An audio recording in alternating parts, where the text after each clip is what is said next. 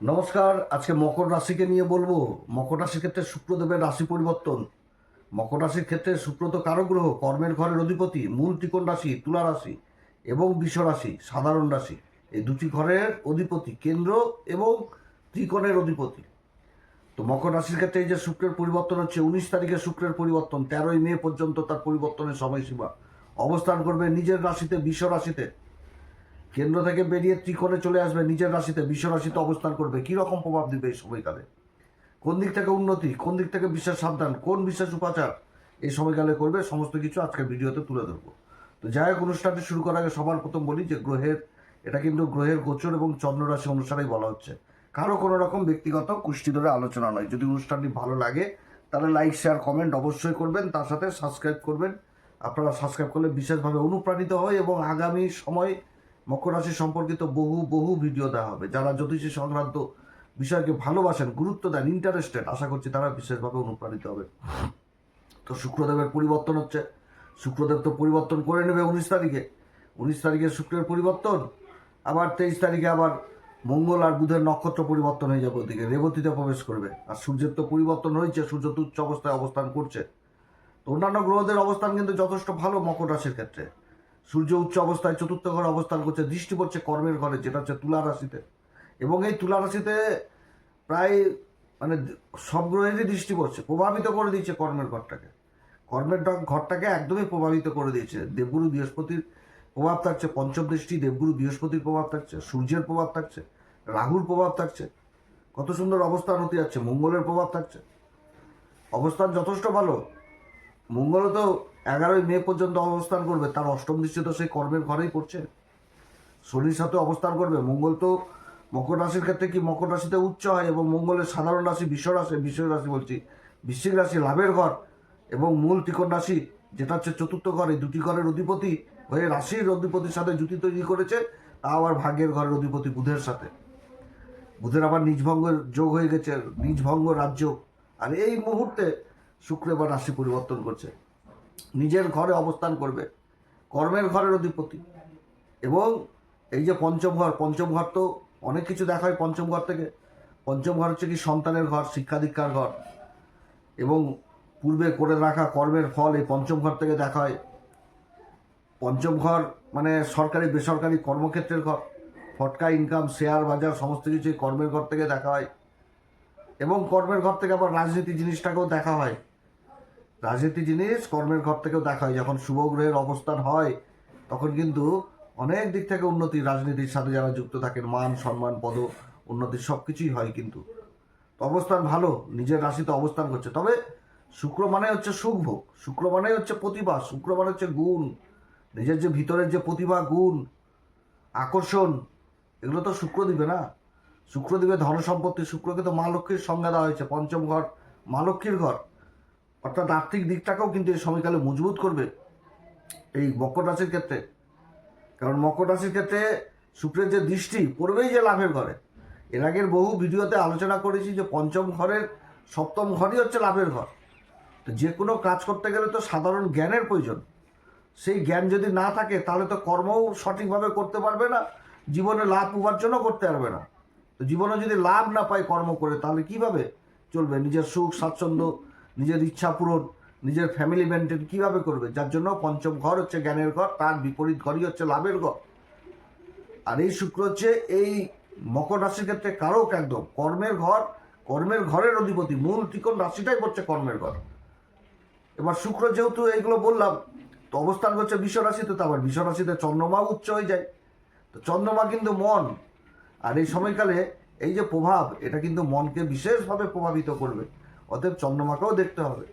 শুক্রের অবস্থান, শুক্র যদি ভালো ডিগ্রিতে থাকে, 0 থেকে 6 ডিগ্রি না, তার বেশি যদি ডিগ্রিতে থাকে, তাহলে ভালো প্রভাব দিবে এই সময়কালে, ভালো প্রভাব দিবে।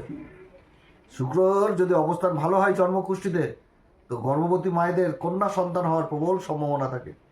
খুব ভালো অবস্থান, মা লক্ষ্মীর সংজ্ঞা শুক্রের অবস্থান, ভালো অবস্থান।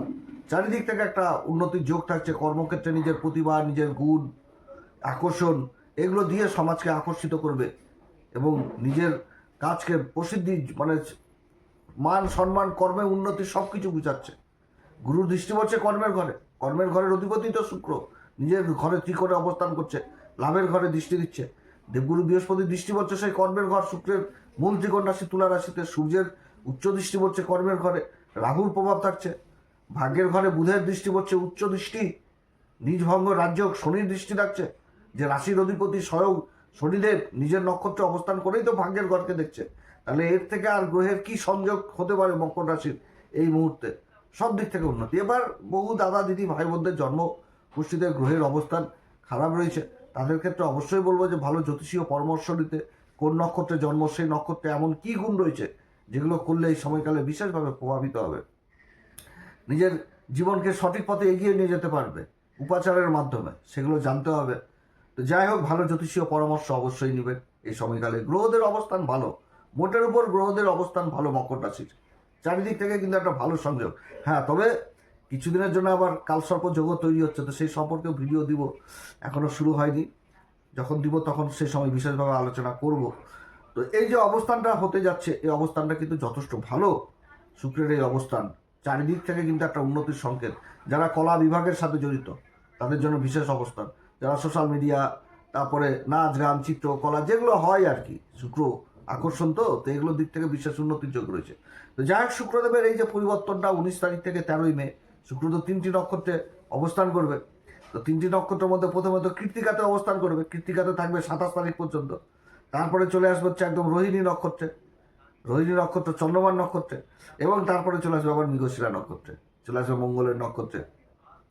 এই নক্ষত্রের চরণ ধরে আর নবাংশ ধরে বলতে গেলে তো অনেক বড় হয়ে যাবে। তো যাই কৃত্তিকা নক্ষত্রে যখন এই শুক্র থাকবে, তো কৃত্তিকা নক্ষত্রের অধিপতি হচ্ছে সূর্য, সূর্য আবার চতুর্থ ঘরে উচ্চ অবস্থান করছে, তার দৃষ্টি থাকছে আবার এই শুক্রের মূল ত্রিকোণ রাশিতে, শুক্রের মূল ত্রিকোণ রাশিতে থাকছে। এবং সূর্যদেব এই সময়কালে একদম 27 তারিখ পর্যন্ত কেতুর নক্ষত্রে থাকবে, কেতুর নক্ষত্রে থাকবে, অশ্বিনী নক্ষত্রে, অশ্বিনী নক্ষত্রের অধিপতি কেতু, কিন্তু অশ্বিনী নক্ষত্রের অধিপতি দেবতা হচ্ছে অশ্বিনী কুমার। তো অশ্বিনী কুমার যেটা ঘোড়া, অশ্বিনী কুমারটাকে এই সূর্যেরই সন্তান, তো সূর্য কিন্তু তার সন্তানের নক্ষত্রে থাকবে, আর সেই ঘোড়ার লাগাম কিন্তু থাকবে সেই রাজারাতে, আর দৃষ্টি থাকবে কর্মের ঘরে, আর কর্মের ঘরের অধিপতি অবস্থান করবে সেই সূর্যের নক্ষত্রে পঞ্চম ঘরে। আর্থিক দিক বিশেষভাবে প্রভাবিত করবে, সরকারি বেসরকারি কর্মচারীদের না হওয়া কাজ হবে, সরকারের দিক থেকে কোনো হয়তো কাজের জন্য চিন্তায় পড়ে গেছিল যে হবে কি হবে না, সুখ নষ্ট হয়ে যাবে, জীবন অশান্তিতে পড়ে যাবে, সেই কাজগুলো হওয়ার সম্ভাবনা থাকবে, যেটা কল্পনা করতে পারি না আকস্মিকভাবে ঘটে যাবে, আকস্মিকভাবে ঘটবে। সরকারের দিক থেকে হয়তো কোনো এমন ডকুমেন্ট, এমন কোনো কাজ যেগুলো বাকি ছিল, যেটা কল্পনা বাইরে ছিল, হবে না, আশা ছেড়ে দিচ্ছে, সেই কাজগুলো হওয়ার প্রবল সম্ভাবনা থাকবে।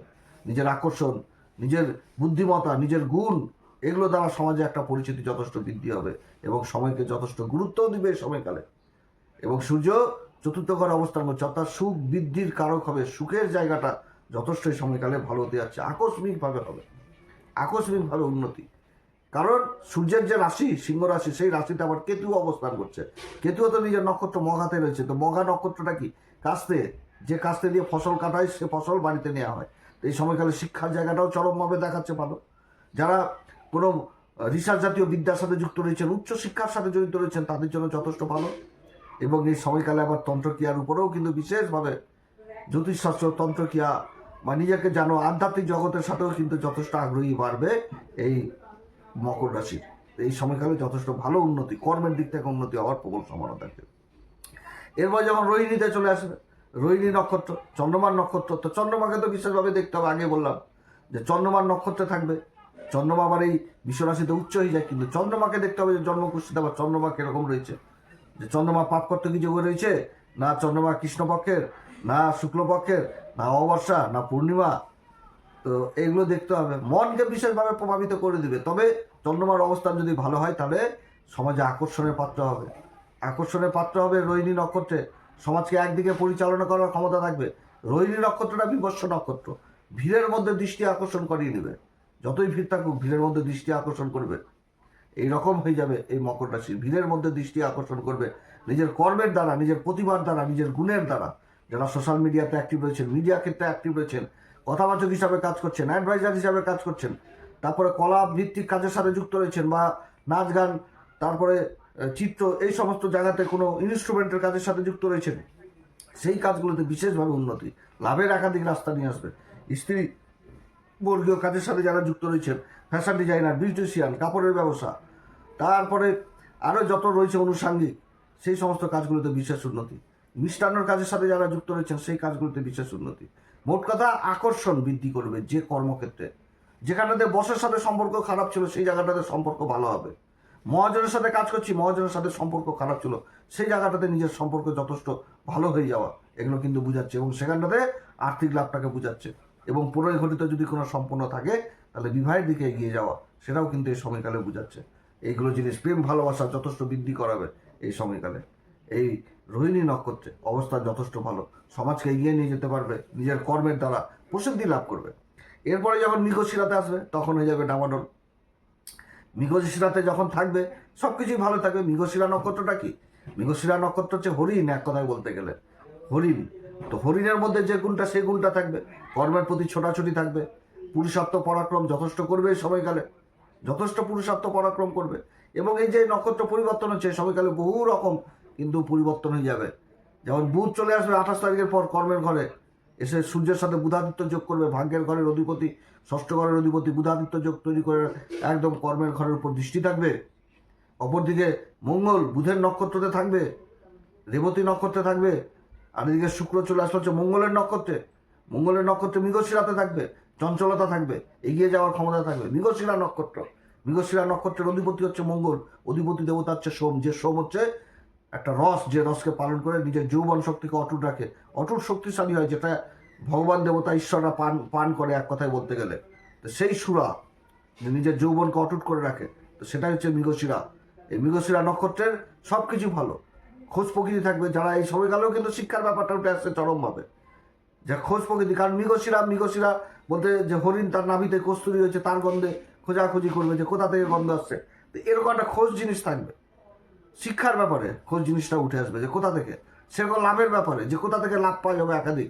লাভের তো অনেক রাস্তা দেখতে পাচ্ছি, কোন দিকে যাবো সেই সঠিক লাভটা পাওয়া যাবে। এই যে একটা এগিয়ে যাওয়া আগ্রাসন, সেই জিনিসটা দেখা যাচ্ছে।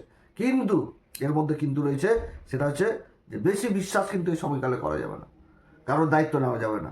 সেটা যেই দিক হোক, অর্থকরী হোক, প্রেম ভালোবাসার জায়গা হোক, যে কোনো দিকে এই সময় কিন্তু কাগজপত্রের দিকে বিশেষভাবে গুরুত্ব দিতে হবে।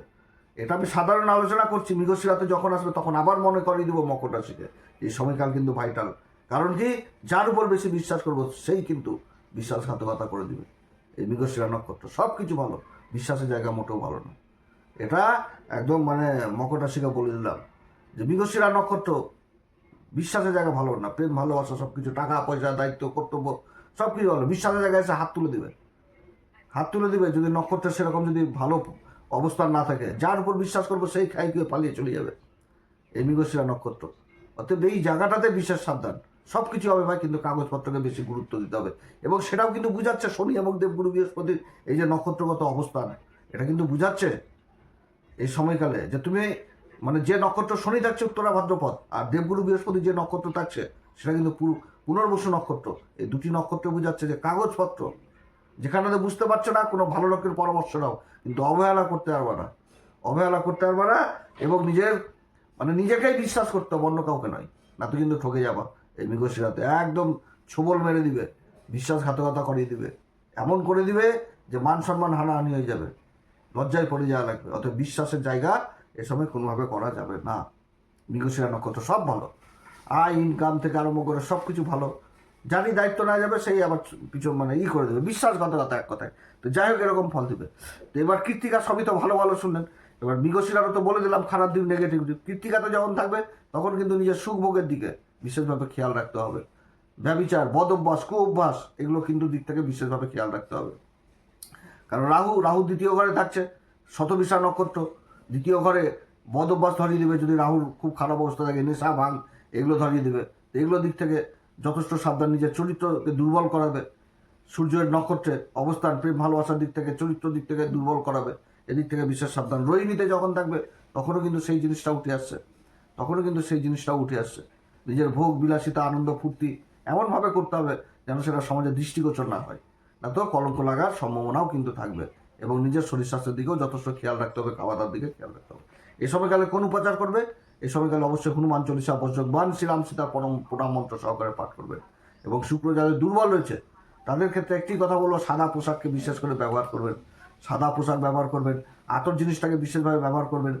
দইয়ের ফোঁটা লাগিয়ে কপালে, তারপরে বাড়ি থেকে বের হবেন। মায়ের আশীর্বাদ নিয়ে বের হবেন। পিতামাতার উভয়ের আশীর্বাদ নেবেন। সূর্যদেব কর্গ দেবেন। যারা গুরুর দীক্ষা নেন অবশ্যই গুরুর দীক্ষা নেবেন। এবং মা ভগবতী মাকে লাল পুষ্প অর্পণ করবেন। এবং তার সাথে হনুমান চল্লিশা, বজ্রং বাণ, শ্রীরাম সীতার প্রণাম মন্ত্র সহকারে পাঠ করবেন। তো যাই হোক, অনেক কথা আলোচনা করলাম। যদি অনুষ্ঠানটি ভালো লাগে তাহলে লাইক, শেয়ার, কমেন্ট অবশ্যই করবেন। তার সাথে সাবস্ক্রাইব করবেন। আপনারা সবাই ভালো থাকেন। এরপরে আবার আসবে একটি নতুন পর্ব নিয়ে। নমস্কার, ধন্যবাদ।